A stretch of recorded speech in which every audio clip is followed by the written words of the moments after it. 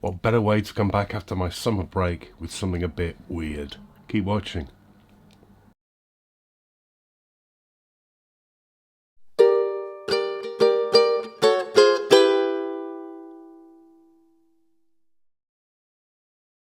Yeah, hello again. It's GotAUkulele review day. Back again after my summer break. Good to be back. Not been here for a few weeks. This is your summary video review to the full written review that's linked below this video. And a lot of thank yous this time round because I've not been here for 2 or 3 weeks. So lots of people have helped out. That's because this is not a commercial channel. I don't get paid by the brands to do these as paid adverts. They are completely impartial reviews, and the only reason I keep this going is through to the very kind donations that people make, chipping me a beer or throwing me a tip. It's much appreciated. You'll find some links below the video if you'd like to do that and help out, and you can also help, as I always say, by subscribing to the YouTube channel. Hit the bell symbol. You'll get notified of new stuff when I put it up. Okay, back on with the reviews. Something a little bit weird. I saw this one. I don't know whether it's a new model or it's a model that's being phased out because I can't find out very much about it, and I can only find one shop that's actually really selling it. The brand is a name that a lot of musicians will know. That brand is called Höfner from Germany, and this is the Höfner Violin Ukulele. Now, why is it looking familiar? That's because Höfner make the Höfner violin bass guitar, made most famous, of course, by a certain Mr. Paul McCartney, who plays the Beatle bass, and played the Beatle bass with the Beatles, which is this shape. And they've called this ukulele their violin ukulele because it uses the same shape. I've got lots of questions about what that choice is about that I'll come on to as we go through it. But that's what it is. It's this violin shape with the extenuated waist cut away.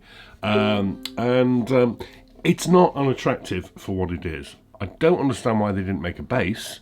And the colouring is not very authentic to the Beatle bass either, so it's a little bit odd for that. Anyway, don't know much about it. I got this from Thomann Music Store, but it's also listed on the Höfner website, and the product specs differ between which store you look at, so bear with me on that as well. But the Höfner website tells me that this is all solid acacia. 2 pieces on the top, as you can see, book matched with some of the heartwood down the middle, and 2 pieces on the sides and 2 pieces on the back. It's very pale acacia. I'd like to see more dark stripe to it. Very pale, particularly on the sides and on the back, and some kind of ugly knots on the back, although at least they're book matched. Some dark stripe here as well, but it's quite pale for an acacia instrument. But more on that acacia in a moment when we get on to looking inside the thing. But that's what it is, and it's not unattractive, although I think it does look very different. The Höfner bass, the Beatle bass, has a sunburst finish to it, and I just think, why didn't they make it in a sunburst? Because they're clearly going for that violin look. But something about it is, it's very different for a ukulele. Something about it is not unattractive. Pretty well put together as well. The bridge is a tie bar style, oddly made of more acacia, which is quite a soft wood, I think. I'd rather a hard wood for this, and in fact it's starting to split a little bit down here. It's not a hard wood, and I wonder how long that's going to hold up. It's a tie bar fitted with what looks like a compensated straight topped saddle. The body is then finished in a satin, which is very well done all over, but there is something kind of chunky and sharp edged to this, and it's something quite familiar about it, which comes on to a point I'll get onto when we go into the price as to who made this, because I don't think this is made by Höfner, and I've got some theories as to who did make it, but there we are. And then I look inside. It's really agricultural in there. That's not to say messy, although there is a bit of mess. But the braces are enormous. The linings, you might even be able to look how big the linings are. Really, really chunky and agricultural. That top's really thick. And I was talking about that solid acacia before. I can see that the acacia on the top is solid because I can see the edge of the wood on the top section. And then I look at the back section and I go, that doesn't look like solid wood to me. Sure enough, look inside. The grain on the inside of the back is not matching the grain on the outside. This is laminate on the back and probably laminate on the sides. Yet Höfner list it as solid. That's really, really naughty. It's not. That is definitely laminate on the back. Definitely. solid top. Probably the reason why they're very different sort of colours to them. That's really naughty, really annoys me. Why do you do that? Do not do that. And when I come on to that theory I've got about who made it, that's another thing that they've done in the past as well. The neck, depending on which site you look at, specifies this as either poplar or beech.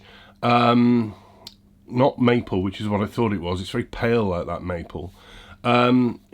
Maple necks usually are really sort of glassy smooth. This is again a little bit more agricultural, a little bit rough in places, and some tooling marks in it. There's a very obvious, very ugly joint here at the heel. There's another one at the headstock that's better hidden, and it goes down to it's almost like a mandolin neck, really round here, really skinny, 34mm, 27 G2A. This is a tenner. 34mm knot. No, not for me at all. And then more acacia for the fingerboard. Again, soft wood. Although, to be fair to them, the fingerboard is in superb condition. Really nice and shiny, very smooth and nicely dressed. I really like the frets as well.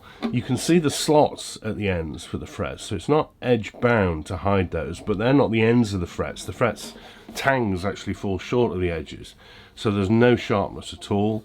18 of those, 12 to the top of this sort of extenuated body, 14 to about here. But yes, it is a 12 fret join, which is a bit odd for a tenor, but it's an unusual shape. Really tidy. Pearly position dots face out 5, 7, 10 and 12, and there are side dots as well. That nut is really not for me, and it's such a shame because the fingerboard is very nice and tidy. Beyond that nut, incidentally, the setup on this is too high. The saddle needs to come down, the nut needs to come down.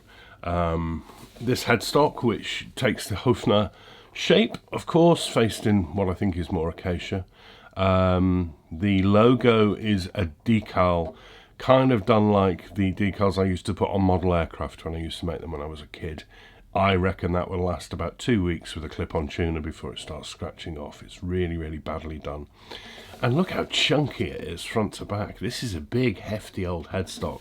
And there's lots of heftiness to this that I talked about. And that's where I start to sort of come into my final conclusion as to who I think made it. Because on that label inside it says made in Europe. It doesn't say anything else. That doesn't mean made in Germany.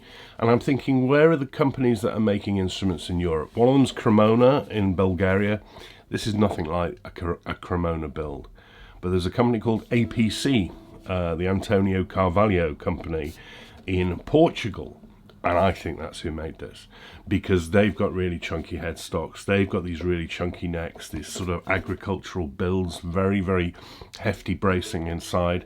They have also gone down this route of calling laminate solid. In fact, they call it layered solid or something like that. They also call their acacia European Koa, which is another thing that drives me mad. I would put very good money on the fact that this was made for Höfner by APC in Portugal. Now, some people like their instruments. I don't think they're really that good. And I think, as I say, these are the things that I find: chunky agricultural build, really chunky headstock, very poor tuners. I mean, these work all right, they've got a tension all right, but look how hideous they look. Really don't like those either. It doesn't come with any naming on the strings. I don't think they're Ukulele. They'd come with a swing tag if they were, but they look kind of like it. And a basic padded Höfner gig bag. And the price, as I say, very hard to find these. On Thomann, just over £200 for a UK buyer. I don't know who else is selling them, but they are listed on the Höfner website, so maybe they're new, maybe they're rolling them out. But a little over £200. They claim it's all solid. It's not all solid. That's really naughty. But there we are. Bit of a mixed bag, that review, isn't it? I quite like the look of it. It's certainly different to look at, but I don't understand why they didn't make a bass, and I don't understand why they didn't make this sunburst, so it looked more like Paul McCartney's bass. I really like the fingerboard, hate the nut and neck profile. And then this sort of chunky agricultural feel to it, and the internal bracing is really weird and really hefty. Mixed bag for me, real no-no in calling that solid wood when it's not. For that agricultural build, it's not that heavy, 605 grams, and it balances very nicely as well. Okay, so very mixed bag on that so far, but the playing is what it's all about. And you can tell that's pretty bright. Now acacia is supposed to be a very rich sort of right across the range kind of a tone wood.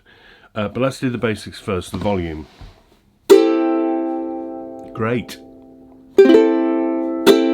Oh, really good actually. It's got a real punchy bark to it. Good news. Bad news. Where's the sustain?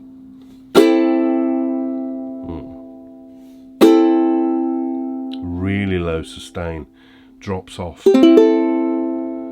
Which means it's very staccato. And then that tone is, it's not offensive, but it is very bright. It's very clear. All the notes are very clear in the mix. No muddiness, but it's where's the sustain?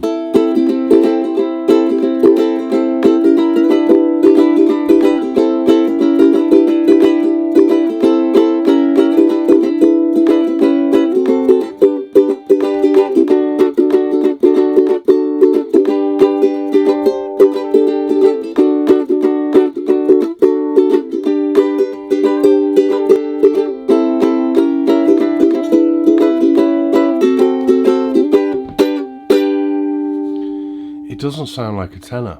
Almost sounds like a soprano. I don't get that sound. It's not for me. It's too bright and there's no sustain. Doesn't sound like a tenor at all.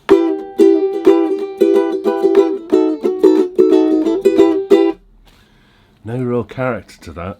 Fingerpicking is very pretty. Music box type chime, but again no sustain, so no frills.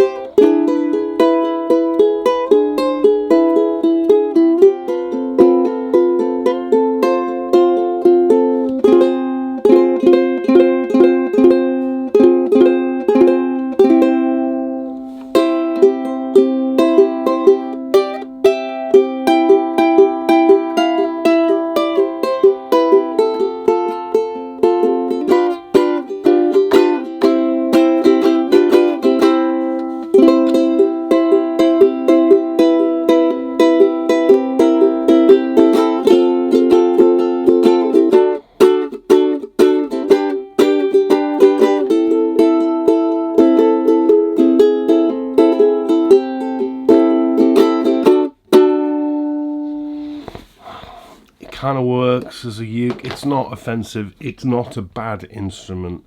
It plays as a ukulele. I'd certainly want a lot more sustain and more breadth to the tone. It's all very, very down the bright side. It's not bad.